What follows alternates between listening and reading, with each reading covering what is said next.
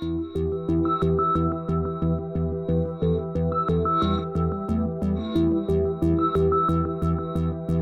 my name is Dwayne Blais. In this next video, we're going to take a look at some forward skating progressions.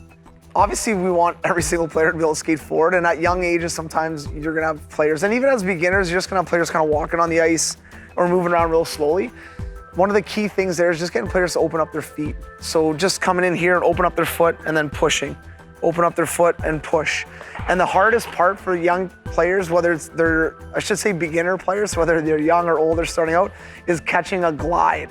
So when they turn their foot pushing, they just want to right away get that foot down and kind of walk instead of gliding and gliding. So if you can get young players to just start even pushing with one foot and trying to glide on that left foot, right, and push with the other foot and try to glide on that right foot, right, just getting them to understand and feel what that glide is like, that's huge. And then once they start striding, then we can get into the proper mechanics of our forward skating. So again, getting back to our hockey player position, arms going back and forth. And our arms don't need to be going right beside our body like a sprinter, because we're pushing out at a 45. So a bit of an angle is fine. We just want to watch that swing side to side and just get those arms going back and forth.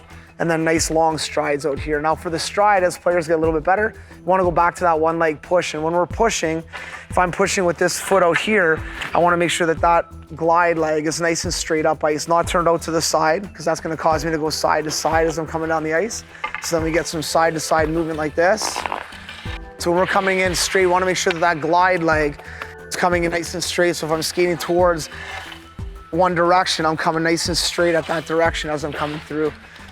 Once players are kind of understanding a little bit of that, and that could be at, first year or two, they're kind of getting moving, they're skating, then we can start talking about little things like lengthening that stride. So long strides out with a good long one leg push. Then we can add a drag to that. So just a snap and drag, snap and drag. And what that drag does is it fully extends that stride. So as I come out here and I push out, I'm dragging that foot, fully extending my leg, and then trying to snap that toe. That's gonna lengthen that stride a little bit. And the other thing is not allowing my heel to kick up. So I don't want that heel to kick up. I wanna come long and then together. Long and then together. So little things like that to progress, and then obviously into our two-leg strides, so basically normal. So you can start this again with a drag and then have players lift up their feet as they get moving. So snapping and dragging here, nice straight lines out, and then lifting their feet up, and then long strides out all the way down. So little things like that allow players to kind of understand the striding, understand what their body's doing, and then obviously trying to become a more efficient skaters. The more efficient that they can become, less energy they're gonna expend, longer shifts, all that kind of stuff as they get older. But if we can help them at young ages understand it and get a little bit more efficient with it, they're gonna become way better skaters in the future for sure.